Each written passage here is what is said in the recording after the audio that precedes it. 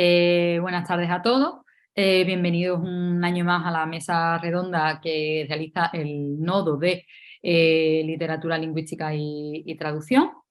Este año contamos con expertos de diferentes países, tanto que se trata de un congreso internacional. Otro año ha tenido bastante aceptación este nodo en materia no solo el contenido plenario que se ha aportado, así como también las ponencias y los investigadores que han llegado. Así pues, damos paso a la mesa redonda que hemos organizado este año, orientada a la innovación docente y a las nuevas metodologías aplicadas sobre todo al ámbito de la lengua, la lingüística, la literatura y la traducción. Así pues, empezamos con Mónica Palmerini, que es la coordinadora del simposio Estudios Literarios y Pensamiento.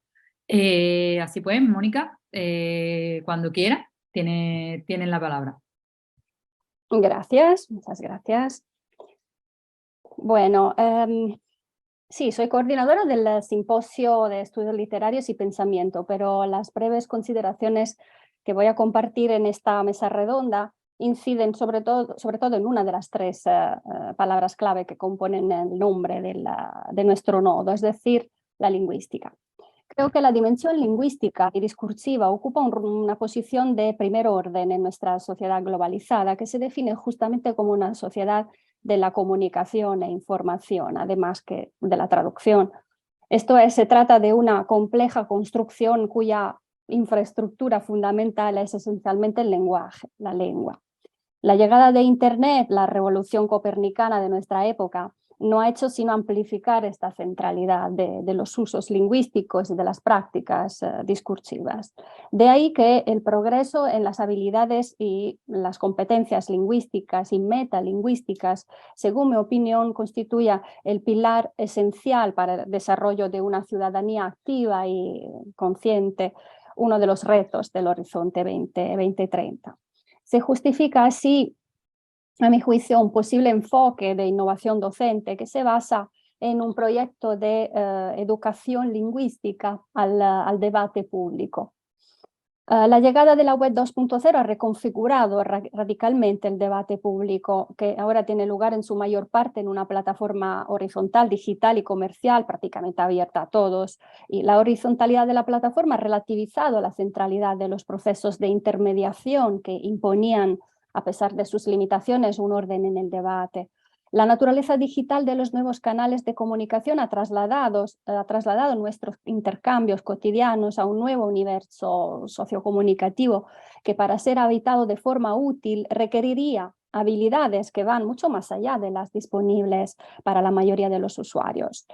La gestión de las plataformas por parte de los colosales de las agencias de publicidad ha sometido el debate público a una lógica del beneficio que exige mantener al usuario en la red el mayor tiempo posible mediante la exposición a contenidos que se ajusten a su perfil e inclinaciones y sean lo más atractivos posibles.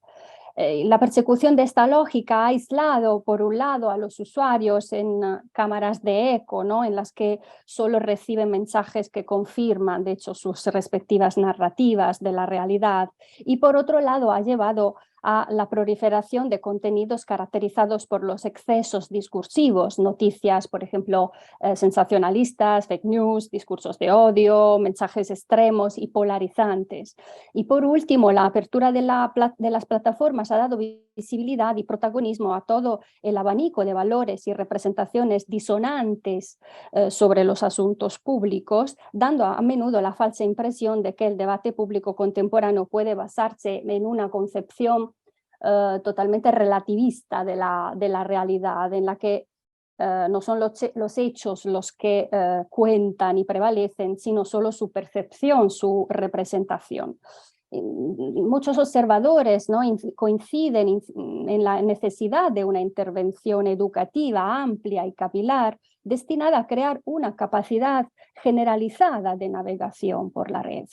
Sin embargo, en la actualidad, la educación para para el debate público digital en las escuelas se centra por lo general en la transmisión, creo, de un conjunto de conocimientos técnicos y procedimentales ciertamente útiles, pero insuficientes para hacer frente a la complejidad, la profundidad y la velocidad de los cambios tecnológicos y culturales en curso. Digo. Creemos que es urgente entonces formular y transmitir de alguna manera, transferir, ¿no?, una reflexión profunda sobre cuál es el sentido del debate sobre la realidad, al tiempo que se forjen también herramientas útiles para fortalecer las competencias técnicas, epistemológicas, comunicativas, argumentativas y lingüísticas de los usuarios, para que puedan participar útil y conscientemente en el debate en muchos ámbitos temáticos de interés público, como podría ser el discurso político, o las cuestiones de género, ¿no?, el debate sobre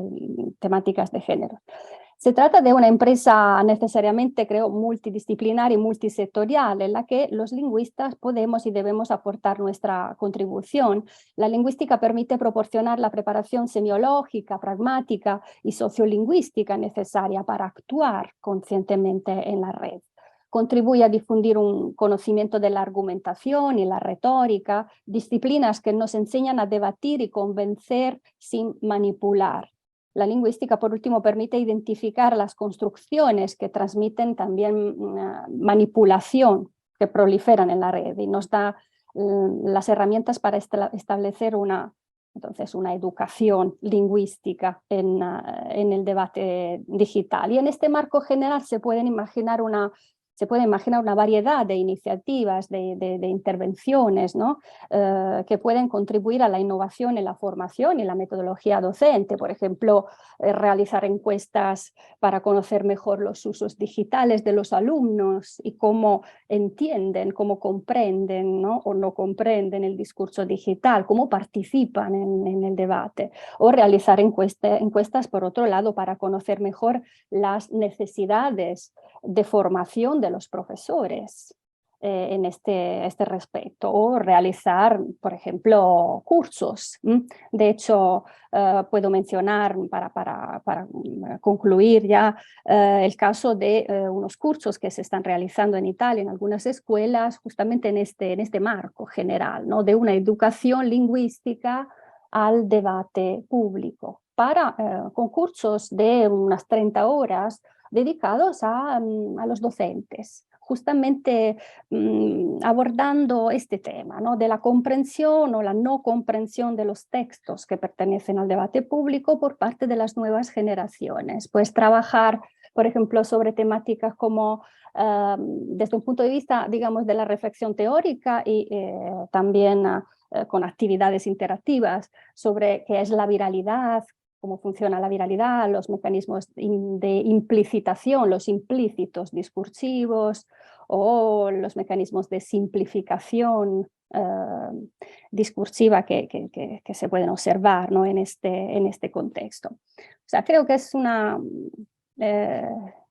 enfoque, ¿no?, que se podría explotar de forma interesante para innovar la formación docente y las metodologías de los docentes. Perfecto, muy interesante, Mónica. Menos mal que tenemos espacio de debate, porque la verdad que a mí me puede dar para mucho hablar de este tema. Creo que me parece muy, muy interesante y creo que es muy digno de tener en cuenta, teniendo en cuenta ahora mismo la sociedad a la que nos enfrentamos y cómo ha evolucionado todo a nivel de redes sociales y tecnología y demás. Pues bueno, paso la palabra ahora a José Luis Ortega. Él es el coordinador del simposio Teorías y métodos aplicados a la enseñanza de las lenguas extranjeras desde su perspectiva comunicativa en el ámbito universitario. Así pues, cuando tú quieras, José Luis, te doy paso y te escuchamos. Muchas gracias, salud, y la enhorabuena también a Mónica por ese discurso que te provoca la reflexión, ¿no? Yo creo que como va a quedar grabado habrá que volver a escucharlo y interiorizarlo, ¿no? Porque la verdad que es muy interesante. Bueno, en la parte que me corresponde sobre esto de las teorías y métodos aplicados a la enseñanza de lenguas extranjeras, desde la perspectiva comunicativa, dice en el ámbito universitario, ¿no? Y quizás lo primero que tendríamos que pensar en enlazarlo con el Congreso en sí, ¿no? O sea, la innovación no es, como se dice, una cuestión solamente de las nuevas tecnologías, ¿no? Hay gente que tiembla cuando se habla de innovación porque creen que rápidamente le va a dar otro usuario y otra contraseña. Y ya no saben dónde apuntar tanto usuario y tanta contraseña o para qué quiere esta plataforma en particular, ¿no? Innovar es hacer otro tipo de cosas que nosotros desde la formación en la universidad pues debemos romper lo que se está haciendo, quizá de manera mayoritaria y abrir una lanza porque o sea, abrir una puerta a que lo que hagamos en la universidad pase a la sociedad, ¿no? Y de ahí la importancia de esa formación universitaria, ¿no? Esa formación para la innovación, por ejemplo, nosotros entendemos que debe ser inicial o puede ser continua. Si es inicial, por ejemplo, desde el máster de formación del profesorado se le presta atención con una asignatura en particular en la que, bueno, pues se habla como la innovación como algo que puede romper con una enseñanza que fuera tradicional y que no haya tenido éxito. Y sin embargo, pues con ciertas metodologías podamos hacer que estos nuevos métodos, estas nuevas maneras de enseñar, pues pueden calar más en la sociedad. Eso está bien, de la parte teórica está bien, pero luego nos encontramos con una realidad. O sea, nosotros ahora mismo en nuestro sistema educativo trabajamos por un desarrollo de competencias, que es lo más importante que hay, ¿no? O sea, una cosa, ni siquiera los objetivos de área existen ya, ahora se llaman también competencias específicas. Los contenidos se ha eliminado esa palabra, ese nombre que parece que es un poco maldito, y se ha llamado saberes básicos. En fin, se está intentando dar vuelta a lo mismo, pero con unos términos que dan pues como si fuera eso una solución a un problema de un fracaso en un sistema educativo que no termina de cuajar, ¿no? Si nos vamos a las lenguas extranjeras en particular, pues quizás más todavía, ¿no? El hecho de no tener un contexto donde poder practicarlo necesita que los docentes reciban una formación que les habilite, que les haga capaces de decir, bueno, pues puedo crear el contexto dentro del aula o puedo utilizar las nuevas tecnologías para que en cualquier momento el alumno en su casa pueda seguir utilizando y haciendo uso de esa práctica. También hay que tener en cuenta que o por exceso o por defecto las nuevas tecnologías pueden abrumar también al alumno, ¿no? O sea, el que haya tantísima información en Internet, uno muchas veces no sabe dónde buscar, porque hay tanto ya, googleas cualquier cosa que necesites y tienes 150.000, 2 millones, 3 millones de resultados y no sabes a cuál acudir, ¿no? Esas son las cosas que yo creo que nosotros deberíamos trabajar y formar a nuestro profesorado, ¿no? En el máster de Español Lengua Extranjera, por ejemplo, también en la Universidad de Granada, pues también hay una parte dedicada a esto de la innovación. Si pensamos en la innovación, yo leía estos días la ley de educación que tenemos en España ahora, la LOMLOE, que es una modificación de una ley anterior de 2006. Aparece el término innovación en 13 ocasiones, que a mí me parece bastante pobre, ¿no? Pero lo peor de ello es que nunca lo define, o sea, simplemente habla como innovación y mejora, innovación y tal cosa, innovación y otra cosa, tal, pero siempre la pone ahí, pero nunca define, nunca dice claramente en qué o cómo podemos innovar, ¿no? Esa por un lado, a nivel de formación inicial, yo creo que hacemos los esfuerzos desde la universidad, o se hacen desde los centros del profesorado en algunas comunidades autónomas o en algunos países donde hay esos centros de formación del profesorado, y quizás tendría que haber algo que, por otro lado, también hiciera que la formación en este sentido fuera un tanto obligatoria, ¿no? Eso es feo, eso obligar a alguien a algo nunca es bonito, ¿no? Pero yo fui durante 4 años director del secretariado de formación de la Universidad de Granada, tuve el honor de llevar ese secretariado y había unos 2.500 profesores de 4.000 y pico, 5.000, que eran los que hacían los cursos, ¿no? Y eran los que siempre participaban en los cursos, ¿no? El dato puede servir porque a lo mejor a los otros no les llega la información o creen que no hay algo interesante. En fin, hay que acercar que esa formación pueda trasladarse, como decía antes, al resto de profesorados a los que a lo mejor les cuesta un poco de más trabajo innovar o llevar estas nuevas prácticas a su docencia, ¿no? Como recurso para la docencia, para esa innovación en la enseñanza, en el caso de lengua extranjera o de cualquier otra cosa, ¿no? Podemos poner también casos particulares. Yo recuerdo en mi facultad se llenó de pizarras digitales, ¿no? Y en algunos casos esas pizarras digitales, pues igual que se colgaron, se descolgaron pasados los años y se utilizaron poquísimo. O sea, es como comprar un Ferrari y no saber conducir un coche, ¿no? Pues yo creo que primero hay que saber qué es lo que necesitamos, en qué hay que dedicar el dinero y el esfuerzo, y a partir de ahí podremos empezar a innovar, ¿no? Una cuestión que quizá, como decía antes que hablábamos en la previa, la pandemia nos ha obligado a mucho, ¿no? O sea, nosotros de un día para otro tuvimos que aplicar las nuevas tecnologías. De hecho, la Junta de Andalucía, el gobierno andaluz, bueno, pues era imposible pensar en utilizar algo que oliera a Microsoft o que oliera a Google, al G Suite del programa de Google, ¿no? Era totalmente imposible, porque eso eran empresas privadas, qué locura, ¿no? En una cosa pública utilizando cosas de empresas privadas. Hubo que hacer un acuerdo rápido con ellos y poder utilizar Google Classroom, o sea, cuestiones que podríamos estar utilizando desde hace mucho tiempo y no se utilizaban por razones quizá políticas, ¿no? Y lo que habría que hacer es tener un poco de sentido común y aplicar el sentido común en esto también, ¿no?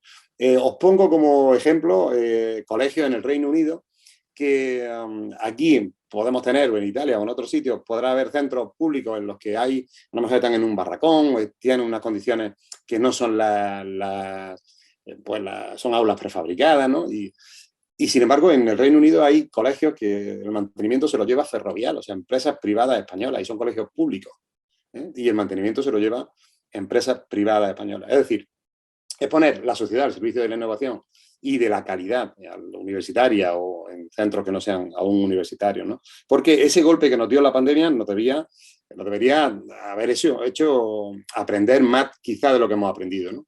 A nivel universitario, bueno, las clases eran online, innovábamos porque hacíamos algo que era novedoso, pero bueno, teníamos a los alumnos, unos se conectaban con cámara, otros sin cámara, no sabía qué.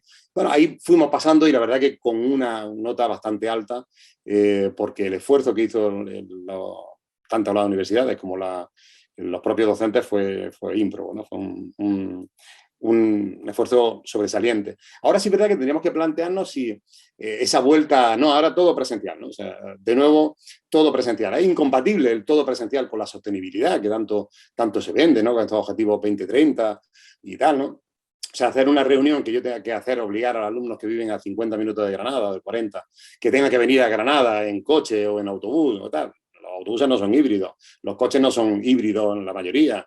En fin, quizás habría que plantearse, sentarse un poco y decir, o sea, queremos innovar, pero ¿qué significa innovar? En cómo vamos a aplicar esto realmente al mundo universitario, al mundo preuniversitario, y luego cómo se puede trasladar esto a la universidad, o sea, a la sociedad también, ¿no?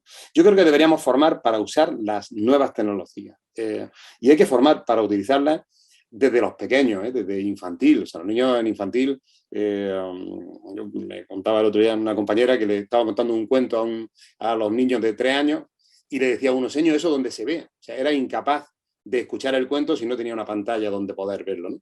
Y bueno, pues quizás tendríamos que enseñar a escuchar primero y después a hacer un uso correcto de las nuevas tecnologías. Habría que también formar, creo que para que las TIC puedan llegar a la sociedad, ¿no? Y es nuestra tarea. O sea, estos congresos están muy bien, son una manera de hacernos reflexionar sobre lo que estamos haciendo, pero no se nos puede olvidar que estamos obligando a la gente mayor a pedir una cita médica por medio de un certificado digital. Entonces, pues a lo mejor ni la pide, ¿no? O cuando va al banco tiene que ir acompañado con alguien porque no sabe meter la tarjeta y utilizar aquello, o incluso no le parece seguro, o no. En fin, hay una cuestión de innovar para un beneficio de la sociedad. No solamente innovar para decir, oye, qué bien, tengo un iPad, y ahí voy yo poniendo mis cosas en tal aplicación, ¿no? O sea, que la aplicación se utilice, que se haga, las nuevas tecnologías tengan un uso, pero que tengan una aplicación y tenga un efecto real en la sociedad. Creo que también hay que, aparte de para evitar esa brecha digital, que la hay también, no solamente entre la gente mayor y la gente pues, más joven, sino dentro de los propios docentes, ¿no? O sea, vosotros sabéis, conocéis que hay profesorado universitario que es muy pro nuevas tecnologías, pro tal, y hay otros que pues, realmente les cuesta un poco de más trabajo. Ahí es donde habría que poner un poco el esfuerzo, ¿no? Y a esos que piensan que no son aptos, que ellos no sirven para esto de las nuevas tecnologías, que no lo quieren, para hacerle el camino un poquito más fácil, ¿no? Habría que innovar, que yo creo que también, y deberíamos hacerlo, y con esto termino, desde las redes sociales, ¿no? O sea, las redes sociales se están utilizando en algunos casos para, bueno, transmitir lo que se hace desde los centros educativos, sean de primaria, secundaria y, por supuesto, desde la universidad. Pero están muy cerca de otras cosas para las que no se pensaron quizás esas redes sociales, ¿no? Las redes sociales no las pueden utilizar ciertos alumnos a partir de, o sea, hasta cierta edad, ¿no? Hasta 14 años. No puede utilizar Twitter, no puede utilizar Instagram, no tiene, en fin, tienen un tope ahí de edad, ¿no? Y, sin embargo, nuestro profesorado, pues, ponen, digamos, parches de una manera o de otra para hacer que ese contexto que hablábamos en un principio, que no hay para la enseñanza universitaria de las lenguas, por ejemplo, pues se pueda ver resuelto y se pueda ver solucionado por medio de esas redes sociales, ¿no? Yo creo que en el caso del simposio que yo coordino, las 6 ponencias van a trabajar esto pues de una manera, van a cubrirlo realmente de una manera muy integral y será interesante veros por ahí, ¿de acuerdo? Muchísimas gracias. Pues muchas gracias, José Luis. Me ha parecido también muy interesante y muy, muy, muy necesaria, porque es como has comentado, ¿no? Estamos precisamente en un momento donde hablamos de innovar, pero ¿qué es innovar? ¿Sabes?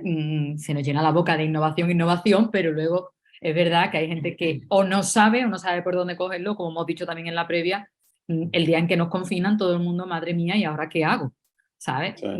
A mí, por ejemplo, sí me dieron un curso de formación express en la propia universidad, pero hasta que yo averigüe cómo funcionaba, un curso de 2 horas tampoco me iba a solucionar la vida. Me enseñó a decir, vale, existe esto y existe lo otro, pero tuve que aprender yo, ¿sabes? No vino nadie a decirme cómo... porque también yo entiendo que fue un curso de 2 horas lo que nos dieron, vamos. Es que estas cosas se siguen haciendo a toro pasado, o sea, no se prevén, no se hacen, nadie iba a saber que iba a venir una pandemia, ¿no? Pero sí es verdad que todos teníamos teléfonos que valen 1.000 euros, o la mayoría de la gente tiene teléfonos de 600, 800 euros, 1.000 euros. ¿Para qué? Pues para contestar WhatsApp y para ver las redes sociales, pero quizá para sacarle un uso real, pues podríamos haberlo hecho hace mucho tiempo ya, ¿no? No, Y sí, nos sí, habría sí, pillado no. un poco más preparado, ¿no? No, Bueno, yo ya totalmente, ¿no? Y terminamos un totalmente. Y hay poco. una cosa también que ahora lo sacaré yo a colación en el debate, que es que me ha parecido genial, ¿no? El tratar las redes sociales, educar a la gente y luego no es eso, ¿no? Sino como muchas veces nos sentimos también como docentes impotentes o incluso la universidad, ¿no? De repente todo presencial y dice, bueno, pero si antes podíamos hacer una conferencia en streaming y tratar a gente aquí y transmitirla, ¿no? ¿Por qué no podemos hacer lo mismo y hacer un híbrido donde podamos llegar a todos, ¿no? Sí. Pero Estamos de acuerdo que lo bueno y en la docencia siempre lo bueno es lo presencial, es verse, tocarse, sentir, ver a la gente la sí. cara que pone en una clase, tal. De ahí pasamos a que ahora de pronto aquello que era una solución, ahora ya no. Imagínate que todos tenemos que ir a esta reunión a Madrid o a Italia o a Sevilla o donde sea, para una reunión de 1 hora y media o de 2 horas, ¿no? En un congreso de sostenibilidad, por ejemplo, pues no tiene sentido, ¿no? No tiene No. mucho Y sentido, ¿no? aparte el dinero, como digo muchas veces, y todo lo que conlleva la logística, que no es, hola, ¿qué tal? Vámonos de esto, cuando podemos utilizar ahora mismo Internet como estamos utilizando y estamos haciendo esto. Así que me parece una idea genial y ahora la trataremos también Perfecto. en el debate, Bueno, porque espero. creo que es magnífico, vamos, que lo que estamos diciendo es magnífico. Bueno, pues ahora en mi turno, mi nombre es Salud Flores Borjabá y soy la coordinadora del simposio Lengua, Lingüística y Nuevas Tecnologías. En mi caso, yo quiero hablar un poco de la situación a la hora de enseñar también sobre la perspectiva de nuevas metodologías e innovación docente. En los últimos tiempos, como hemos hablado de la pandemia, del COVID, es verdad que a mí, por ejemplo, me ha suscitado mucho la curiosidad por averiguar qué tipos de innovación metodológicas o qué tipo de metodologías podemos usar, ¿no? Me llama mucho la atención de congresos que he asistido y de propias presentaciones que yo misma he hecho, ¿no? Que uno de los elementos claves es, o que se ha puesto de moda, por decirlo de alguna manera, en la clase invertida o la flipped classroom. Creo que sí, que es muy interesante, pero ¿hasta qué punto puede ser útil, no? En este caso, yo lo que quiero presentar aquí hoy lo he ambientado un poco en mis clases, ¿no? Yo, como he dicho, soy arabista, experta en estudios árabe islámicos, pero por diversas razones me encuentro ahora mismo dando clases de de francés, tanto en la Universidad de Sevilla como en la Universidad Pablo de Olavide. No obstante, también he enseñado árabe y también he tenido la oportunidad de trabajar en secundaria enseñando inglés. Entonces, pero me encuentro que a la hora de realizar distintas tareas, ¿no? Porque desde que entra el marco común europeo de las lenguas, es verdad que se dice que la enseñanza de lenguas cambia un poco, ya no se basa tanto en sistemas basados en la traducción, como se venía haciendo hasta hace mucho tiempo, o a lo mejor el hecho de cuando yo era pequeña y estudiaba inglés en el colegio, que todo era gramática y exámenes de gramática, y veíamos 2 textos aislados y hacíamos 2 listening aislados y poco más.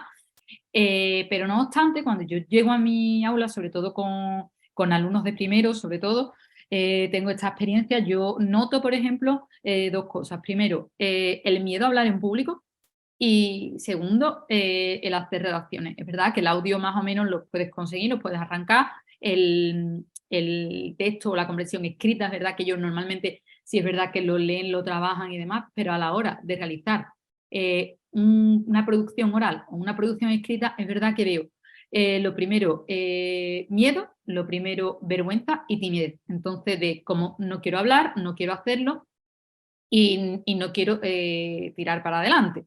Entonces, a mí que se me ha ocurrido como consecuencia de toda esta situación que hemos vivido. Porque en la pandemia sí es verdad que yo noto que los exámenes se hacen online y, por ejemplo, yo llego a un momento que digo, yo estoy corrigiendo a Google. Estoy corrigiendo a Google porque si pido una redacción, mi alumno no va a pensar, ni va a coger la redacción, ni va a coger vocabulario. Simplemente metían las palabras, muchos de ellos, en Google Translator y prácticamente si metías el texto y lo copiabas en Google, te salía tal cual, ¿no? Y a la hora de hacer a lo mejor una producción oral, por mucho que tuviéramos en la cámara, yo veía perfectamente cómo mi alumno leía, o si tenía gafas, eso ya era lo más de lo más, puesto que veía en las gafas, yo llegaba a ver reflejadas las letras del texto que estaba leyendo. Entonces yo llego a un momento que digo, bueno, yo no me siento bien con esta situación conmigo misma, porque me da la sensación que yo no estoy enseñando. Entonces, a mí se me ocurrió la genial idea de, como hemos hablado de nuevas tecnologías y de redes sociales, ¿no? Que prácticamente forman parte de nuestra vida, porque es verdad, es como comentaba antes José Luis, ¿no? De los niños. Señor, ¿esto dónde lo puedo ver? ¿No? Estamos en un mundo muy mediatizado, donde ahora mismo queremos la inmediatez, todo si no está en las redes sociales no existe, si no sale en TikTok, si no sale en Twitter, no está con nosotros. Entonces a mí se me ocurre la genial idea de hacer una actividad por Twitter utilizando lo que es una narrativa transmedia. Una narrativa transmedia, grosso modo, decir que es un sistema para contar contenido manteniendo un hilo común con una historia. Es decir, a través de una historia hago diversos contenidos.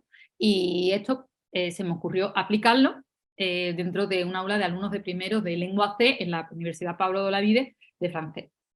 ¿En qué consistió la actividad? Bueno, yo en un texto que habíamos leído en clase saqué una idea del texto que tuviera conexión, era una historia de temas amorosos y los alumnos tenían que, con esta idea que yo saqué y publiqué en Twitter, tenían que, entre todos, construir una historia. Es decir, cada uno, Twitter son 240 caracteres, tenían que escribir pues 1 o 2 frases en la cual estaba prohibido utilizar Google o cualquier historia porque eran 1 o 2 frases, o sea, tienen que ser muy precisos y tenían que utilizar tiempos verbales como ampliaje y passé composé.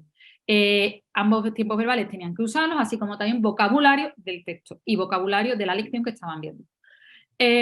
Como resultado, decir que crearon una historia que yo me sorprendí, primero porque la alta participación fue abrumadora, o sea, noté que mis alumnos en clase les da miedo participar, pero en las redes sociales no hay miedo, les dio exactamente igual, todos participaron, alumnos incluso que yo ni siquiera los había llegado, sé que están allí sentados, pero es que ni siquiera los he llegado a escuchar.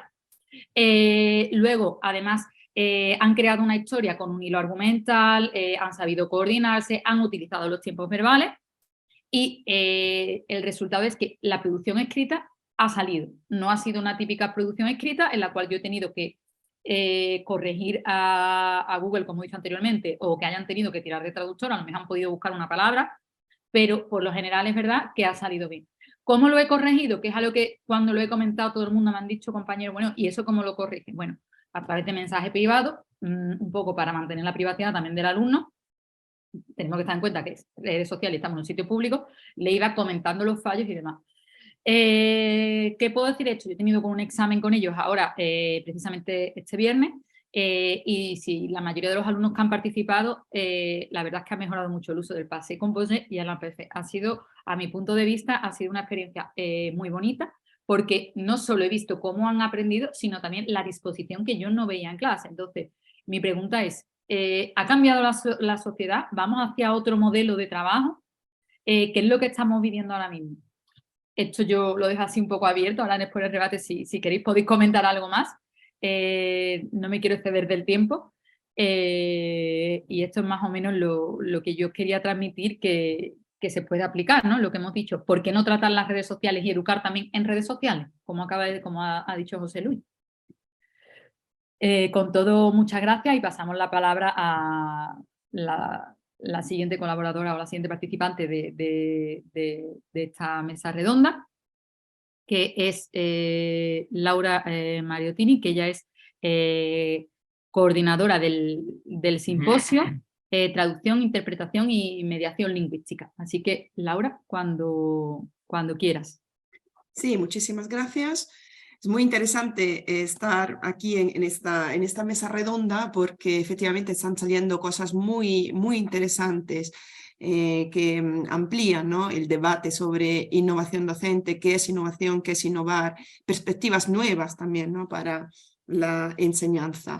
A este respecto me conecto a algo que decía antes José Luis, ¿no?, que decía que innovación es romper lo que se está haciendo, una enseñanza de tipo más tradicional para abrir una puerta, ¿no?, para salir a la sociedad. Pues sí, y también hacer que la sociedad entre un poco, ¿no?, en nuestras aulas. De hecho, yo voy a presentar algo sobre la aplicación de una línea teórica, ¿no?, que se conoce como paisaje lingüístico o linguistic landscape, según su nombre en inglés, a la enseñanza y aprendizaje de la lengua y lingüística hispánica en un contexto italófono de estudiantes universitarios. ¿Por qué el paisaje lingüístico? Pues, bueno, antes que nada, ¿qué es, no? El paisaje lingüístico? ¿Qué es? Son todos los signos comunicativos que aparecen en el espacio público, especialmente urbano, de una gran ciudad o de las pequeñas ciudades, que en su variedad representan casi naturalmente una fuente de signos y símbolos que pueden ser fácilmente utilizados con fines didácticos. Y hasta ahora han sido escasos, ¿no?, las aplicaciones del paisaje lingüístico a la enseñanza. El paisaje lingüístico, bueno, puede representar relación con el contexto de aprendizaje, ¿no?, de otra lengua y cultura, ya que yo doy clases de lengua lingüística española en Italia, una herramienta especialmente útil, con un impacto muy positivo, por al menos dos motivos que yo veo. En primer lugar, porque el paisaje lingüístico permite la espacialización de los procesos de enseñanza y aprendizaje, aumentando la atención sobre la lengua en un contexto determinado. Y esto hace que cada alumno, digamos, que desarrolle una lectura partícipe de este contexto, que activa su propio contacto, ¿no?, con la lengua de estudio. Y además, el segundo motivo es que es un estudio que responde a uno de los fenómenos que habéis mencionado anteriormente con respecto a las nuevas tecnologías, que es la movilidad y la ubicuidad de los datos y de estos signos comunicativos. En el contexto en el que me muevo, el marco teórico de referencia está relacionado con la condición específica del español en los nuevos paisajes lingüísticos urbanos, particularmente, obviamente, de mi ciudad, de la ciudad de Roma, favorecida tanto por los movimientos migratorios como también por la globalización de los productos y servicios, y el interés que estos productos y servicios obviamente despiertan en la población, que se ponen al lado de un idioma que presenta el estatus de lengua curricular de estudios con un número cada vez más creciente de alumnos, de estudiantes. En el contexto didáctico, el paisaje lingüístico, digamos que contribuye a desarrollar una mayor competencia lingüística en la L2 y también en la L1, obviamente, porque si les llamamos, ¿no?, a reflexionar sobre fenómenos de la L2, también, ¿no?, profundizan sus competencias lingüísticas y metalingüísticas en la L1. Favorece también, obviamente, la competencia metalingüística de reflexión sobre los dos distintos sistemas lingüísticos, los sistemas lingüísticos plurilingües en los que se encuentran, en los distintos niveles de análisis lingüístico, léxico, morfosintáctico, pragmático, discursivo, etc. A impulsar también una reflexión sobre los procesos sociales y culturales, ¿no?, en los que se ven envueltos los estudiantes y más en general los ciudadanos y las ciudadanas. Y las actividades que se pueden proponer y desarrollar son muchas y diversas y dependen un poco de los objetivos generales y específicos, ¿no?, que nos propongamos. Para brindar algunos ejemplos a partir de mi experiencia dentro tanto de mis clases, de mis cursos de lengua española, como en un seminario específico que di de 3 créditos sobre el paisaje lingüístico hispano en Roma, yo, por ejemplo, empiezo con una muestra, ¿okay? Entonces, con un torbellino de ideas, entonces a través de imágenes, ¿vale?, para activar, es una actividad de activación y de interés, ¿no?, en los estudiantes. Entonces les propongo algunas imágenes y les pregunto, ¿reconoces o conoces las palabras que aparecen en los textos de estas imágenes? ¿Cuál es el mensaje? ¿Qué idiomas aparecen en la imagen? ¿Qué tipo de tienda es o qué crees que venden, ¿no?, estas tiendas, si son tiendas, o qué servicios ofrecen?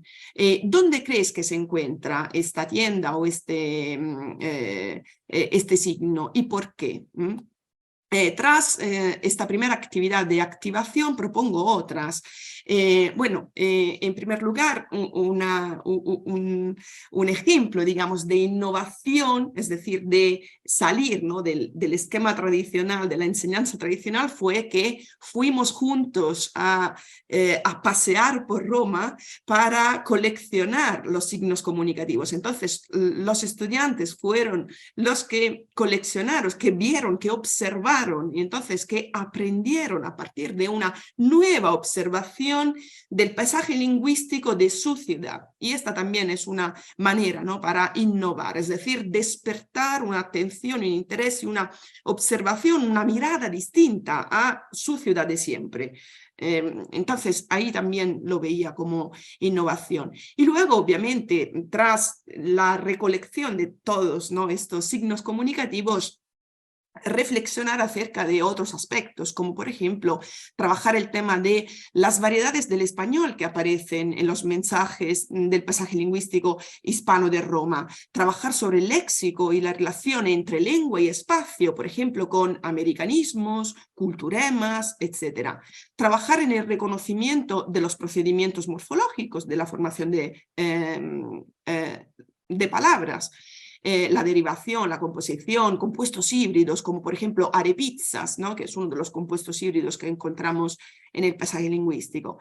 Analizar formas y estructuras derivadas del contacto lingüístico, entonces préstamos crudos, híbridos, naturalizados, calcos, etc. Del sistema español en el italiano, pero también ya asentados, ¿no?, como por ejemplo burrito, churrasco, ceviche, jalapeño, pero también los nuevos o novísimos barrio que se encuentran ya, ¿no?, en el sistema italiano. Ya entran como entradas en algunos diccionarios online, o también latinos que entran en muchos periódicos, ¿no?, con una connotación bastante distinta de la original. Profundizar también el tema del plurilingüismo y desarrollar, obviamente, los estudiantes una competencia plurilingüe. Y finalmente tratar, obviamente, temas de análisis del discurso de pragmática, ¿no? Como son los deícticos en un signo comunicativo como soy dominicano aquí y allá, por ejemplo. Entonces esto, a partir de ahí, ¿no? Empezar a trabajar los deícticos, los actos de hablas que se encuentran, que son varios, los directivos, los expresivos, ¿no? Perú te amo. Entonces ahí, a partir de ahí, se pueden analizar y trabajar los distintos actos de habla o también los declarativos, que son los performativos de las identidades, pero también son las reacciones a los discursos públicos. Porque, por ejemplo, encontramos algunos signos comunicativos que tenían que ver con el envío de médicos cubanos a Italia, entonces médicos y no bombas, ¿no? Con la imagen de Fidel Castro, gracias Cuba. Entonces, a partir de ahí se puede trabajar y reflexionar también acerca de la sociedad. Por eso antes decía, innovación significa obviamente salir, ¿no? a la sociedad, o también que la sociedad entre para reflexionar sobre los distintos fenómenos, ¿no? que estamos viviendo. Y obviamente para hacer una última referencia al simposio, al nodo que coordino, la lengua, ¿no?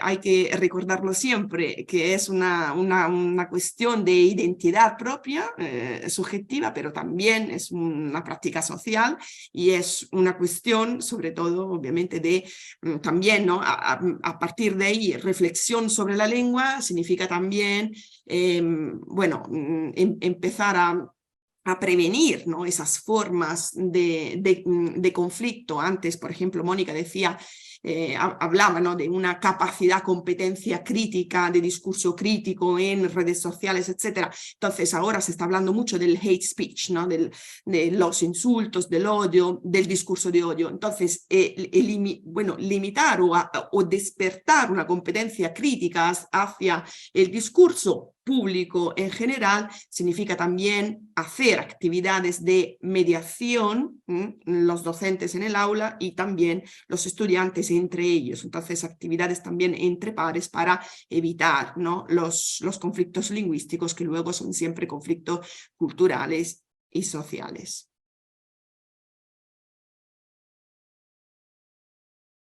Muchas gracias, Laura. La verdad que lo que estoy diciendo desde que he empezado la mesa redonda, me está gustando mucho los temas que están saliendo a colación. Creo que la idea de conocer la lengua a través de las propias calles, de los letreros que encontramos y de todo, creo que es una idea preciosa y magnífica, vamos. Porque puedes conocer muchísimas cosas a través de lo que tienes en tu propia ciudad y, como dices, ¿no? La lengua al fin y al cabo es un símbolo, nos guste o no, ahora que está habiendo mucha polémica aquí en España, de identidad. Bueno, ahora lo trataremos un poquillo más, si os parece bien, más a fondo en el debate. Bueno, pues paso la palabra a Javier Antonio Niza Ávila, coordinador del simposio de otras líneas de investigación. Así que, cuando quieras. No, pues muy buena a todos. Desde el lado de la en este caso, me comenta el semestre superior al campo. Precisamente el nuestro siempre las posibilidades donde la verdad es que hubiera sido muy interesante poder tener en el debate.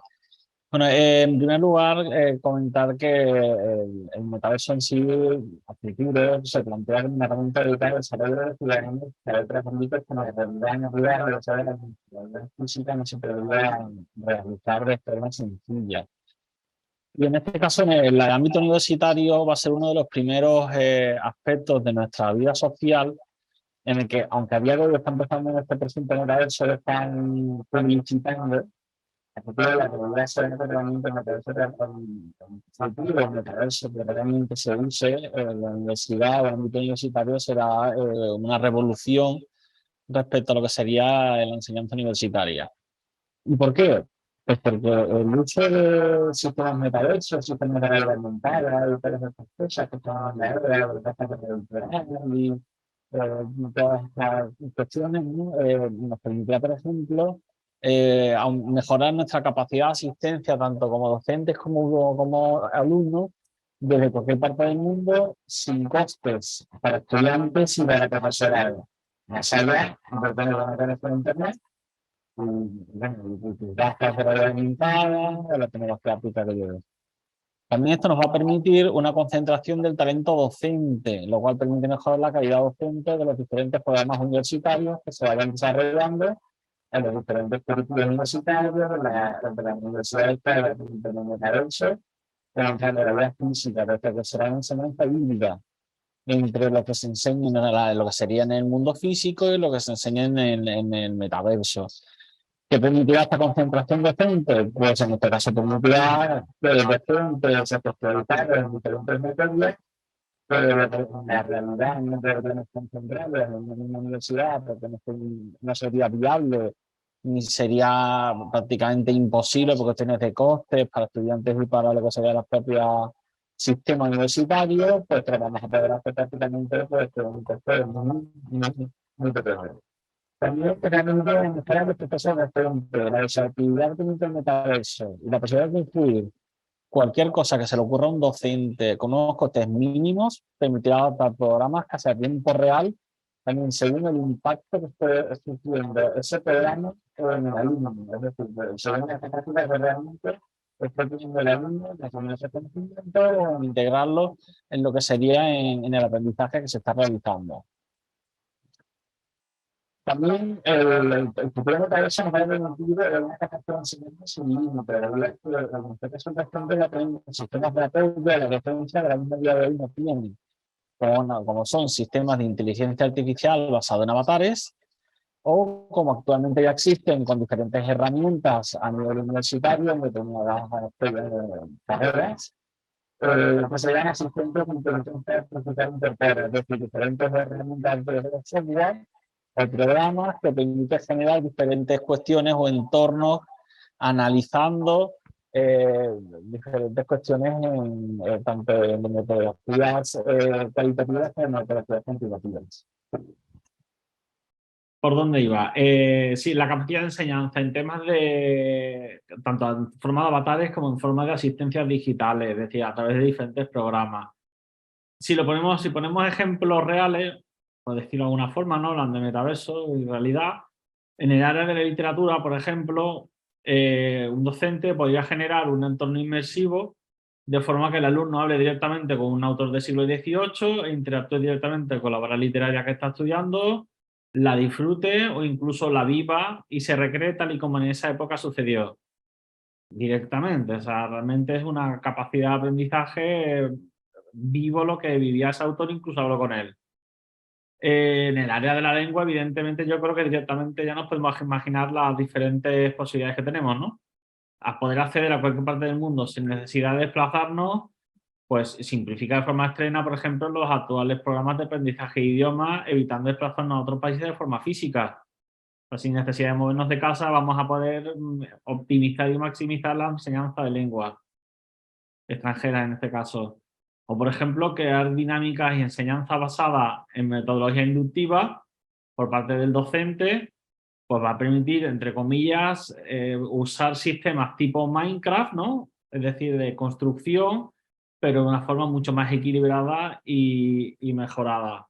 Y bueno, a todo esto también nos podría surgir un poquito de, bueno, y una vez que tengamos todo esto, realmente esto se puede certificar, se puede acreditar, o qué hacemos con todo esto, ¿no? Porque puede quedar muy bonito, pero todo esto, el fin es que sea certificable a través de sistemas de blockchain. Es decir, esto realmente quedará registrado como una enseñanza universitaria tradicional y se usará de la misma forma que en la realidad física, con la misma capacidad y con la misma con el mismo servicio.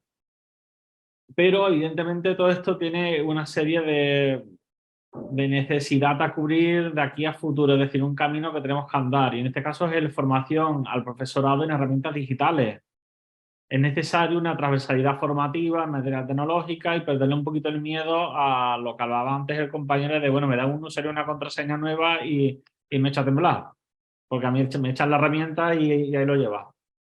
Bueno, pues yo creo que esto tendremos que subsanarlo, en primer lugar, pues al profesorado actual y a los alumnos que tenemos, como vayamos pudiendo, en el sentido de introduciendo pequeñas mejoras en los currículos, pero a largo plazo se debería de mejorar los currículos universitarios de todas las carreras universitarias de cualquier campo, introduciendo conceptos básicos de programación y arquitectura, porque la capacidad de comprensión básica de la programación y la estructura básica que tiene cualquier sistema tecnológico nos va a permitir mejorar de forma nativa, al igual que aprendemos una L1 de forma natural desde que nacemos, movernos en entornos digitales sin ninguna necesidad de tener que pensar en cómo lo aprendemos o cómo nos adaptamos, sino como que ya lo llevamos de forma interiorizada. Pues muchas gracias, Javier, por la intervención. También creo que es muy interesante y muy a colación de todo lo que estamos comentando, ¿no? Cómo las nuevas tecnologías han cambiado nuestra vida, sobre todo con la pandemia. ¿Quién nos iba a decir que una pandemia o un bichito nos iba a llevar a donde estamos hoy en día, ¿no? A lo mejor no nos hubiéramos planteado tantas cosas que nos estamos planteando y que después de casi 3 años estamos aquí poniéndolo con ya cierta madurez, como yo digo, sobre la mesa, ¿no? Bueno, ahora continuaremos en el debate. Paso la palabra a Omar Salem Ul García, que es el coordinador de Sociolingüística y Análisis del Discurso, Comunicación, Política y Poder. Él es arabista como yo y es becario FPU de la Universidad Complutense de Madrid. Actualmente se encuentra haciendo su estancia en Israel, así que paso la palabra, así que cuando quieras, Omar. Muchas gracias, doctora Flores. Bueno, pues buenas tardes a los participantes de la mesa y a todos los que nos están escuchando en diferido. Me gustaría empezar dando las gracias a los organizadores del Congreso por permitirnos utilizar este formato.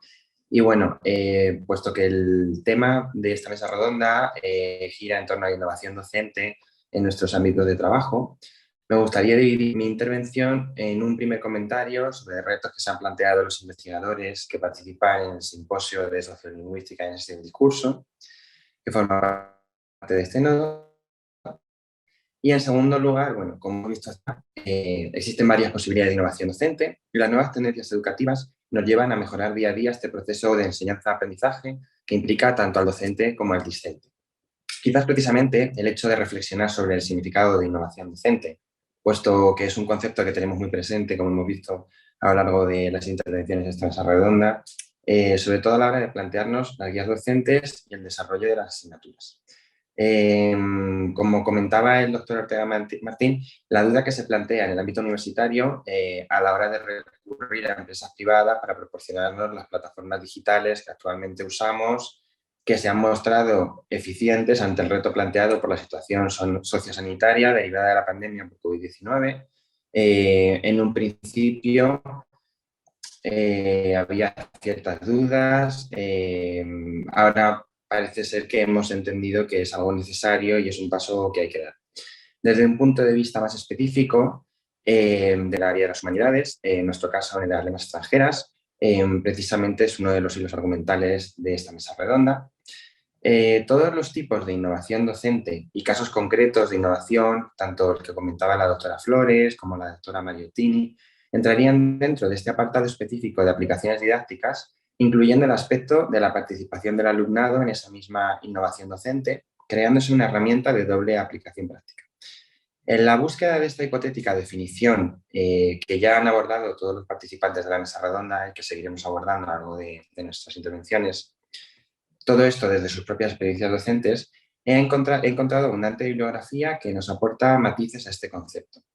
Como comentaban tanto el doctor Ortega como la doctora Mariottini, respecto a la innovación como el hecho de romper con lo anterior e introducir cambios, si separamos ambos términos y según el DRAE, innovar en su primera acepción sería mudar o alterar algo introduciendo novedades. Tiene una segunda acepción en desuso que sería volver algo a su anterior estado. Pero bueno, nos quedamos con la primera acepción para el caso que necesitamos y en el término docente estaríamos ante una persona que enseña o perteneciente relativo a la enseñanza. Bueno, por otro lado, podríamos fijarnos en la innovación docente dentro del marco del sistema de créditos ECTS, introducido por Bolonia en el sistema universitario español, que otorga una carga horaria al trabajo presencial o en clase y una carga al trabajo autónomo del alumno, en una proporción de 10-15 horas.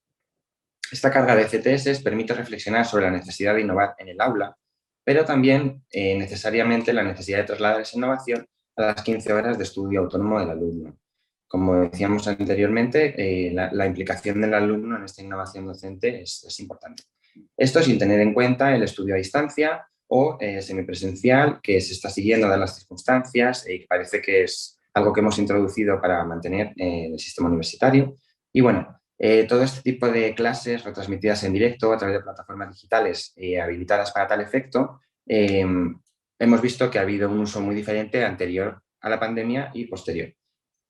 Por otro lado, en relación con los procesos de acreditación de la calidad de esta innovación docente ligado al sistema interno de garantía de la calidad, tanto de titulaciones como de centros facultades en el marco del Espacio Europeo de Educación Superior, en el sistema español estaría la ANECA, que se dedica al apartado de programas de evaluación, tanto de profesorado como de titulaciones, y en su pestaña de evaluación referente al programa Docentia, nos menciona que las referencias para la garantía de calidad de instituciones de educación superior elaboradas por ENCA, la European Association for Quality Assurance in Higher Education, tiene todos los documentos de criterios y directrices respecto al profesorado. Bueno, ¿cómo se evalúa esta innovación docente? De manera general, las universidades tienen abiertas al profesorado convocatorias para el diseño de proyectos de innovación docente dentro del ámbito universitario que suelen moverse en los parámetros orientadores para el análisis de proyectos de innovación educativa. ¿Cuáles serían estos parámetros? Pues en principio, ¿qué innovación se realizará? ¿Cuál es la razón de esta innovación? Objetivos y contribuciones del proyecto, marco teórico, qué profesorado y alumnado participa en esta innovación y cuáles son los beneficiarios o destinatarios del proyecto. Por último, podríamos tener en cuenta esta evaluación como parte del proyecto docente basándose en criterios y resultados, sabiendo que la innovación docente para la acreditación del profesorado afecta tanto a la valoración directa, es decir, en el curso en el que se realiza, como a la promoción. Tenemos en cuenta los programas de acreditación autonómicos o nacionales ANECA para el profesorado. Documento para un área de conocimiento específico explicando méritos evaluables para acreditación nacional, y en las diferentes páginas y apartados se hace mención a la innovación. Es muy interesante saber qué tipo de innovación se menciona en ese documento, cuál es la que se valora, para poder ilustrar las ideas y conceptos del documento. Luego, de manera general, dentro de nuestro simposio, podríamos entender la innovación docente, en el caso de la sociolingüística, entendida como estudios de lingüística tradicional, teniendo en cuenta análisis de aspectos sociales y actitudes lingüísticas que influyen en el uso de la lengua. Al reflexionar sobre la innovación docente en este ámbito, me ha parecido muy conveniente realizar la distinción entre los estudios de sociolingüística actual y los estudios de sociolingüística histórica.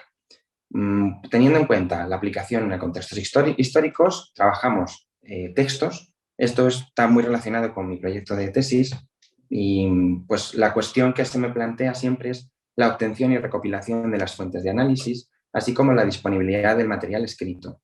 ¿Qué tipo de acceso tenemos al texto? Actualmente, si tenemos consulta física o digitalizada, acceso abierto o restringido, la posibilidad de conseguir una copia a través de la institución que conserva el manuscrito dicho, catalogación o digitalización, ausencia de ella, y en el caso de la conservación, tendremos que tener en cuenta la distancia. No es lo mismo trabajar material que está conservado en el Fondo Histórico del Escorial o en la Biblioteca Nacional o en el Archivo de Indias, por poner un ejemplo, que quizás documentos que se encuentran en otros países o instituciones. Y por último, me gustaría mencionar la cantidad de material, que es el que determinará el análisis y los resultados de nuestra posible investigación. No quiero utilizar más tiempo, así que paso la palabra al siguiente investigador. Muchas gracias. Muchas gracias, Omar, por tu interesante intervención. Creo que lo de la ANECA, los que vivimos en España, lo sufrimos casi a diario. Esto ya es no sé, no iba a decir una lacra, pero más que nada por la situación que tenemos muchas veces, ¿no? De la acreditación, los proyectos y a quién le dan el proyecto y cómo no se lo dan. Pero yo creo que es más un sistema administrativo que la idea, porque la idea yo creo que es buena. A ver, no la voy a discutir, la idea es muy buena. Pero el problema es que no sé si en Italia pasa lo mismo, ¿vale? Pero en España, a la hora de que a ti te den un proyecto, tienes que ser prácticamente profesor titular. Y llegar a profesor titular hoy en día, no sé. Yo tengo la teoría, cuando yo llegue a profesor titular, andaré sobre los 60 o por ahí, tal como va el proceso ahora mismo en España. No quiero ser muy crítica, pero creo que la crítica también hay que hacerla de una manera constructiva, ¿no? Bueno, pues llegados a este punto hemos hablado todos, así que si os parece bien iniciamos el debate. Yo he ido haciendo pequeños comentarios un poco conforme habéis ido hablando para que quedara un poco constancia y no solo fuera, venga, uno, otro, sino que sea eso, una mesa redonda. No sé si alguien tiene alguna pregunta en general para alguien o quiere decir algo o que haya querido preguntar algo, porque todos hemos hablado un poco de innovación docente de distintos puntos de vista, de distintas perspectivas. Y no sé si alguien quiere comentar o algo. Si no, puedo empezar yo. Yo tengo una pregunta para Mónica, ¿vale?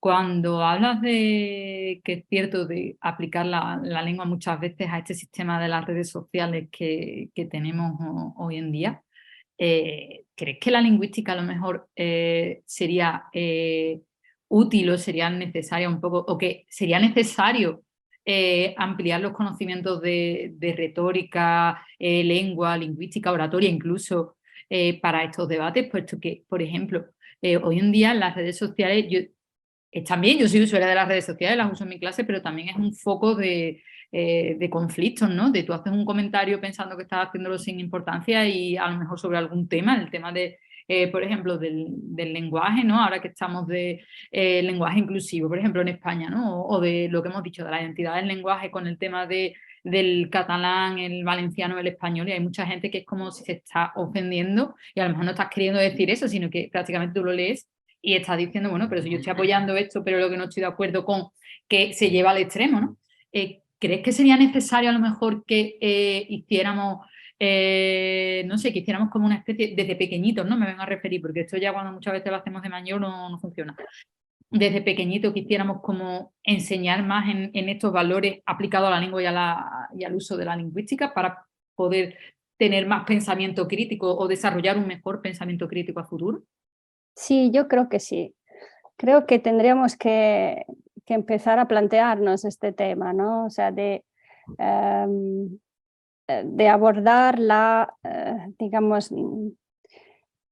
también el tema de los currículos, de los programas escolares, ¿no? Cómo insertar este tipo de trabajo, de actividad, de formación en los programas curriculares. Para empezar desde pequeños, sí. Yo creo que habría que, digamos, insertar, ¿no? Algunos conocimientos de la lingüística, del análisis del discurso en particular, de manera diferente en la enseñanza, a diferentes niveles, para desarrollar estas competencias, ¿no? Sí. O sea, aplicarlo a la lengua, al estudio de la lengua desde pequeños. Yo es que es lo que a mí me ha dado la sensación, porque es verdad, hoy por hoy yo puedo ver comentarios de gente que se sacan los ojos directamente por un comentario y decir, bueno, pero si estáis hablando de lo mismo, si es que no entiendo la discusión, ¿no? Y cómo utilizan, ¿no? Vamos, al fin y al cabo lo que utilizamos, porque utilizamos la palabra escrita, no estamos utilizando otra cosa. Y cómo se lleva a aquello, ¿no? Incluso también comentabas tú algo como iniciativas del docente en lo que son las herramientas digitales.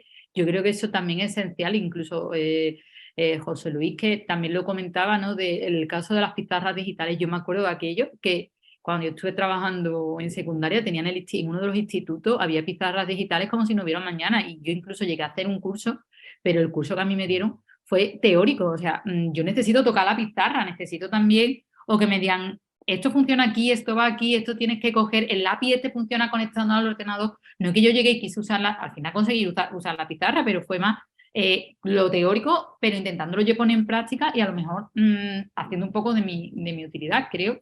Ese es mi las punto dos de cosas, vista. sí, las dos cosas, creo, ¿no? Por un lado, el uso de las tecnologías, ¿no? Y por otro, también la reflexión sobre cómo comunicamos, cómo participamos, ¿no? Cómo participan los alumnos, ¿no?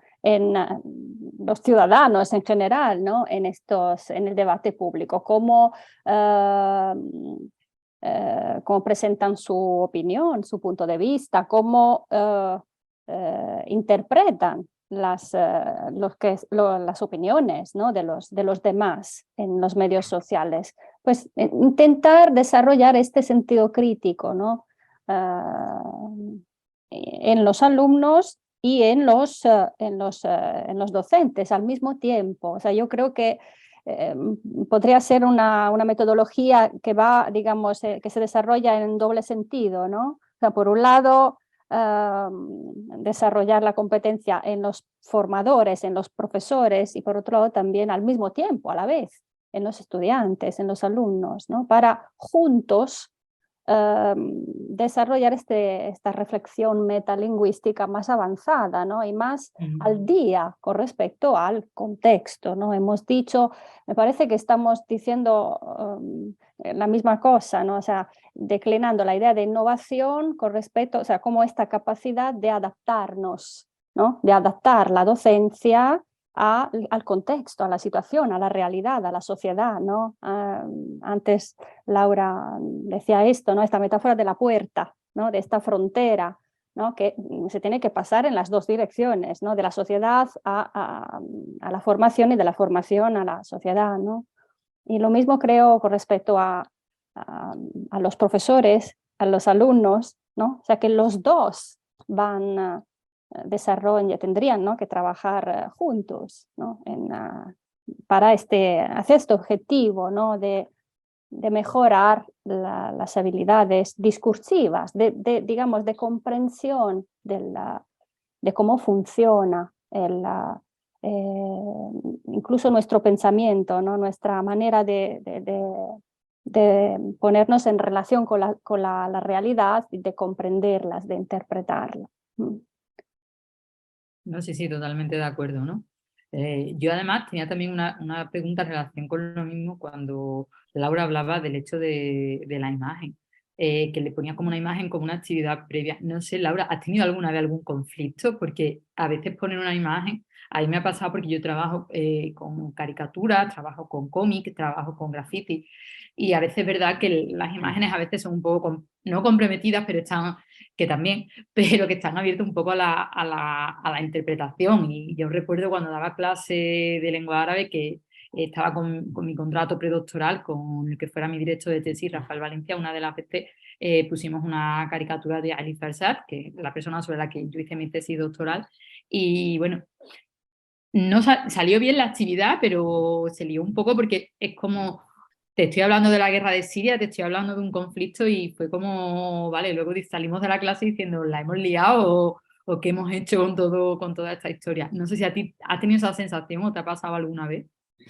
A ver, las imágenes que pongo son imágenes de los signos comunicativos que aparecen, ¿no?, en el paisaje, digamos, urbano. Entonces, difícilmente me han salido estas cosas, a no ser que no sean imágenes fuertemente ideologizadas. Por ejemplo, no sé, la imagen de Che Guevara, por así decirlo, ¿no?, con escrito abajo, no sé, partigiani sempre. Pues en estos casos, ¿no?, a lo mejor, o resistencia o revolución, porque hay imágenes, ¿no?, que aparecen, que son de tipo político, ideológico, ¿no?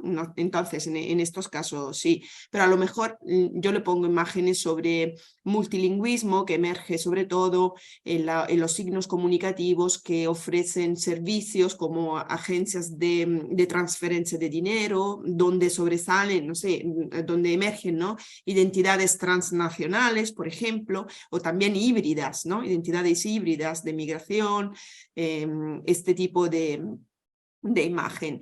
O también les puedo proponer imágenes que ellos mismos, ¿no?, han contribuido a coleccionar. Y entonces en estos casos no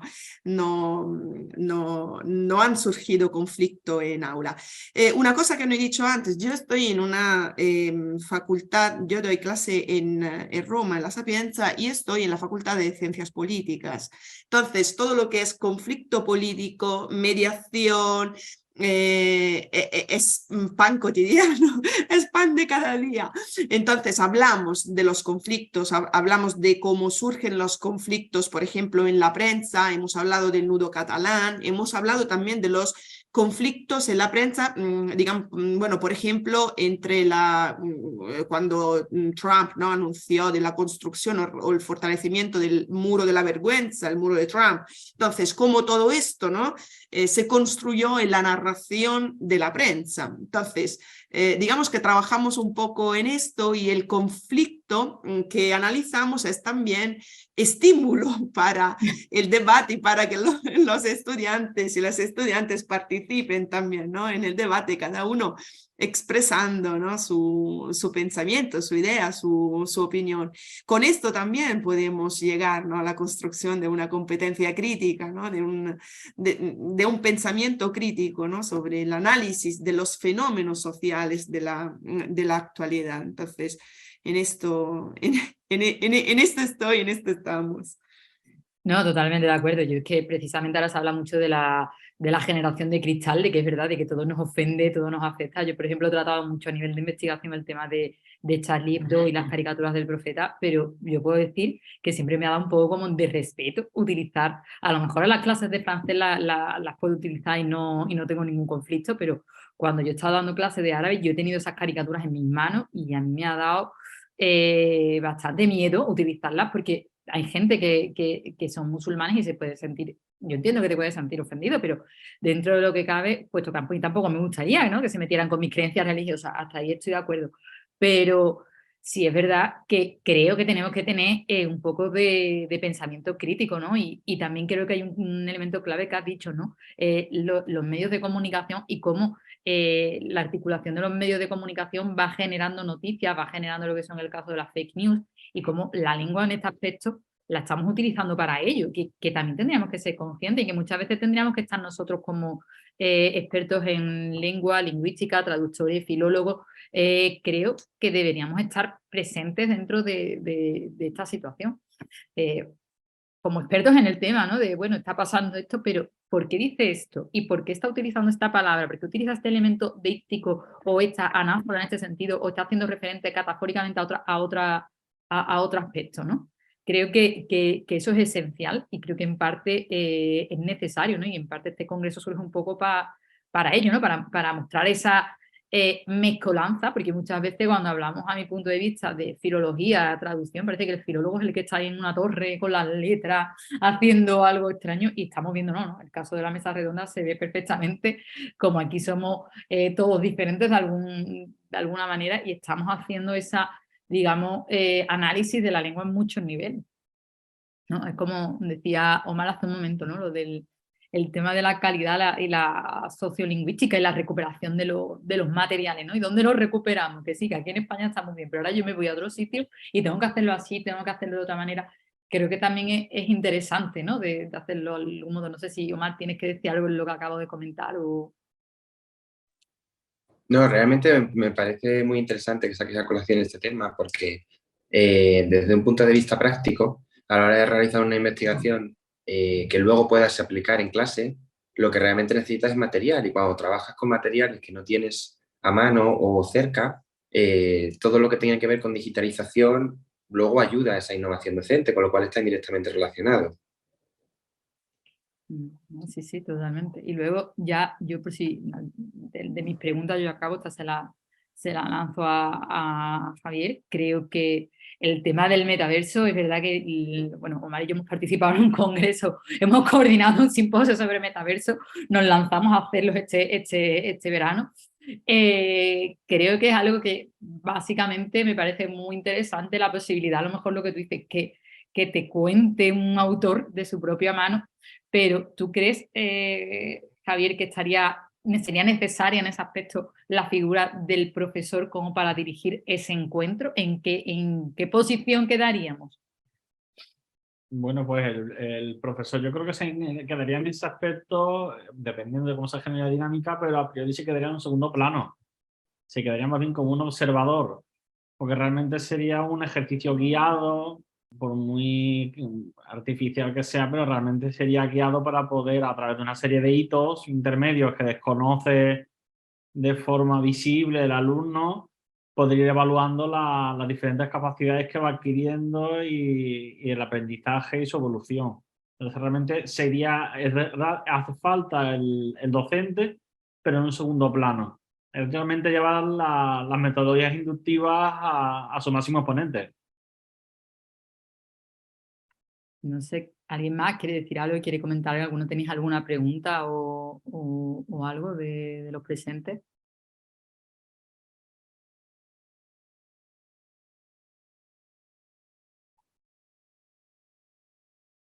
¿No tenéis preguntas sobre algo que os haya quedado? A ver, yo antes de terminar también quisiera hacer hincapié de que hemos hablado en un primer momento, bueno, se habla de redes sociales, tecnología, y la innovación no tiene que ser la tecnología, pero yo quiero hacer aquí un inciso, y es que todos, de una manera u otra, hemos hablado de tecnología y hemos hablado de la utilización de nuevos métodos, pero aplicados a redes sociales, redes metaverso, la red incluso aplicado a los sistemas de evaluación, que yo no sé si tenéis lo mismo en Italia. Bueno, yo digo que a veces es un suicidio colectivo, no por nada, sino por el tiempo que tardan en hacer estas evaluaciones, quién las hace, y las cosas muchas veces, no es que pidan muchas cosas, que yo creo que hay que pedirlas personalmente, pero el caso es que, bueno, un proyecto, si tienes que ser casi titular y tú me pides para una acreditación a titular, me pides un proyecto, dirigir un proyecto creo que me cuesta trabajo, que es complicado, ¿no? Creo que son cosas que, como decía muchas veces antes José Luis, creo que quería decirlo, que sí, que hablamos de tecnología y se nos llena la boca muchas veces hablando de innovación, pero la innovación se nos queda muchas veces en papel mojado, se queda ahí en el papel, pero luego nosotros, lo que he dicho, al final y al cabo hemos recurrido a las redes sociales para plasmarlas y llevarlas de alguna manera a la enseñanza, de alguna manera o de otra. Con esto yo lo que quiero decir es que está cambiando la sociedad, ya no es como antes. Entonces yo creo que la pandemia a nosotros nos ha servido un poco, por lo menos bajo mi perspectiva. Si alguien tiene otra perspectiva, decidlo por favor, porque a lo mejor me puedo confundir o lo que sea, ¿no? Nos está llevando un poco a ver una situación diferente, donde la red se ha convertido en un punto clave. Como yo decía, mis alumnos no colaboran en clase, mis alumnos para participar en clase, más de una vez a mí me ha dado hasta vergüenza, porque les he tenido hasta que reñir, decir, bueno, estamos en una clase de lengua, no me dejéis solo a mí hablar aquí en francés, hablar vosotros también, quiero escucharos, quiero corregiros, quiero completaros. Pero que luego yo me meta en las redes sociales, me gustaría a lo mejor intentarlo hacer el mismo ejercicio que hice con Twitter, aplicarlo a TikTok, porque a lo mejor para la producción oral también puedo encontrar yo ahí un avance bastante interesante, ¿no? No lo sé, creo que es que al final las redes sociales y lo que es la tecnología se está convirtiendo en una clave. Esto no quita tampoco, como yo digo, que nos tengan que dar formación a todos, más allá de tome usted el usuario y el contraseña, ¿no? Como decía José Luis, no. Es que resulta que vivimos en una sociedad que lo estamos todo digitalizando y nos encontramos con una brecha digital con gente mayor que no llega, ¿no? Yo contaba antes en la previa, cuando hemos presentado, que en la Universidad de Sevilla también imparto francés, y tengo un alumnado algo mayor de edad, es una mujer que está jubilada, que está haciendo su carrera, lo cual me parece loable, me parece súper interesante contar con este tipo de alumnado, pero es verdad que yo he intentado mejor crear un grupo de difusión por Telegram para anunciarle cosas y promocionar congresos y promocionar cosas más allá del correo electrónico, y a la pobre mía le costaba la vida. Decía, digo, aquí es donde tenemos también que hacer un inciso, en partir de aquí, decir, bueno, las nuevas tecnologías son útiles, sí, las tenemos que utilizar, sí, pero también romper esa brecha digital e intentar decir, bueno, aquí tenemos que llegar todos como sea, no me vale que una persona de 50 y tantos o 60 años le dijimos, bueno, tú ya como no sabes, pum, desahuciado. No sé si vosotros tenéis esa percepción o es idea mía, vamos. No, sí, yo totalmente de acuerdo contigo. Es decir, que las nuevas tecnologías han entrado prepotentemente, yo diría, y de un día para otro, ¿no?, en nuestras aulas, y hemos tenido que adecuarnos. Y entonces ahora nos estamos interrogando para desarrollar justamente, ¿no?, esta competencia crítica que antes a lo mejor no teníamos, por cuestiones ideológicas, políticas, ¿no?, de las universidades, que querían mantenerse a lo mejor puras, ¿no?, en este sentido, es decir, no involucrarse, ¿no?, en este desarrollo social que en cambio ya, bueno, y cultural obviamente, que ya se había empezado. Entonces ahora somos un poco los que tienen que correr detrás, ¿no?, de un avance, de algo que ya ha pasado, para poder adecuar, combinar, ¿no?, los avances tecnológicos, los usos a diario que hacen nuestros estudiantes y nosotros con nuestros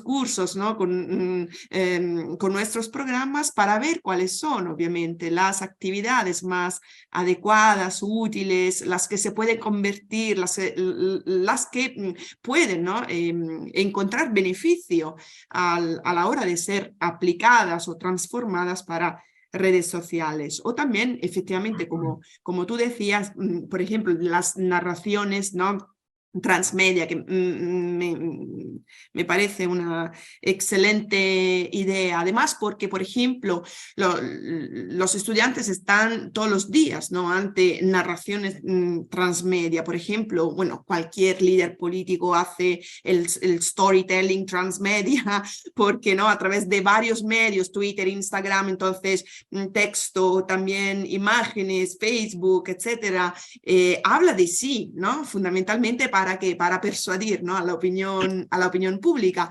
y en cualquier otro ámbito, es decir, en los anuncios publicitarios, y no solo encontramos narraciones transmedia, ¿no? Entonces, los estudiantes se pueden sentir más cómodos, ¿vale?, online, porque ya están acostumbrados a, ¿no?, recibir este tipo de géneros textuales, ¿no?, ¿vale?, a través de este medio. Entonces, cambiar de manera que sean ellos los que construyan narraciones transmedia y que obviamente utilicen sus competencias, que son lingüísticas y que son de lenguas, etc.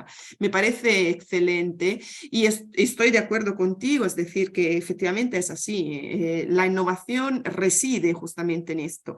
Con respecto a lo que tú decías sobre el sistema de innovación, Omar, ¿no?, nos ha un poco vuelto a la realidad, ¿no? Ha sido un poco un boom. Estamos sujetos a esta evaluación docente por lo que hacemos cada día. Entonces, efectivamente es así. En Italia tenemos también un sistema parecido de evaluación, no exactamente igual, se evalúa la investigación, sobre todo, entonces, la parte de innovación en los estudios, ¿vale? Investigación. La innovación docente no entra de forma tan fuerte, tan clara, digamos, en la evaluación del sistema que tenemos, que es el ANBUR, muy parecido a la NECA. Y de hecho, Mónica y yo estábamos muy interesadas, ¿no?, en conocer más, en profundizar más, y lo hemos hecho de forma activa, ¿no?, y partícipe, involucrándonos en esta mesa redonda para saber un poco más qué es la innovación docente o qué se entiende, ¿no?, con innovación docente. Y bueno, espero que, ¿no?, hayamos podido contribuir de forma positiva también al debate dentro de la mesa y también para los que nos están escuchando en diferido o nos escucharán en diferido. No, la verdad, sinceramente, creo que sí, que la contribución ha sido magnífica, porque al final y al cabo, como tú dices, el sistema es parecido, es diferente, pero también está bien, y creo que es necesario ver qué ocurre fuera de España, porque aquí, es verdad, cuando hacemos carrera universitaria, creo que tenemos todo un poco de obsesión con ANECA. Todo esto para ANECA, esto para ANECA. Aquí nos evalúan la innovación docente y, por otro lado, lo que es la parte de artículos, investigación, el famoso cuartil, ¿no?, y todas estas historias más que sabemos, ¿no? Pero creo que la aportación vuestra, tanto tuya, Laura, como la de Mónica, creo que son necesarias y han sido, bajo mi punto de vista, han sido geniales dentro de esta mesa redonda, porque podemos aprender que no solo es la perspectiva que nosotros tenemos aquí en España, porque al fin y al cabo, sí es verdad que siempre luchamos, como llevamos diciendo en toda la mesa, con la lucha digital de aquellos que somos algo más jóvenes o aquellos que son algo más mayores, más reticentes, ¿no? José Luis decía que también que había profesores que eran más reticentes a utilizar este tipo de tecnología, pero creo que es necesario, ¿no?, de hacer este tipo de encuentros, ¿no?, y este tipo de mesas redondas y contar con gente de distintos puntos y distintas universidades, ¿no?, que al fin y al cabo no todas las universidades funcionan de la misma manera. Yo puedo hablar con conocimiento de causa porque, aunque estoy en Sevilla y trabajo en las dos calles en Sevilla, es verdad que la Olavide y la Universidad de Sevilla son la noche y el día, ¿no? La Universidad de Sevilla sigue siendo más clásica en muchos sistemas, mientras con la Vide, por otro lado, es más moderna y está más abierta un poco más a lo que es al uso de muchas de la tecnología y demás, ¿no? Sí es cierto, es verdad que se han centrado ahora en volver otra vez a la presencialidad así como de golpe. Creo que a lo mejor ahí la Olavide, con todos los recursos que tiene, se podía haberlo tomado con un poco más de calma, incluso para ciertas cosas podía haber hecho sistemas híbridos, pero no obstante, aún así creo que sí, que vamos por el buen camino. Creo que estamos haciendo algo que es bastante interesante y yo os agradezco de todo corazón la participación en esta mesa redonda. Lo mismo te digo, Marc, que te agradezco la participación porque también has aportado una visión totalmente diferente, ¿no? Lo que ocurre en Israel, transmitírnoslo, creo que es magnífico porque ya es como, no solo vamos a ver lo que pasa en Europa, sino también fuera de Europa, ¿no? Como es el caso de Israel en este caso. No sé si alguien tiene más a lo que decir o quiere aportar algo más. Bueno, pues si no hay nada más que aportar, podemos dar por terminada la sesión, si os parece. Agradeceros vuestra participación. Espero que estéis bien y que estéis pasando un buen congreso en general, y agradecer también a Nodos por permitirnos estar y por hacer este tipo de trabajos que creo que son tan necesarios, y gracias a las tecnologías, una vez más, podemos decirlo, estamos aquí haciendo esta reunión y nos podrán ver en distintas partes del mundo, lo cual creo que es lo más interesante de todo.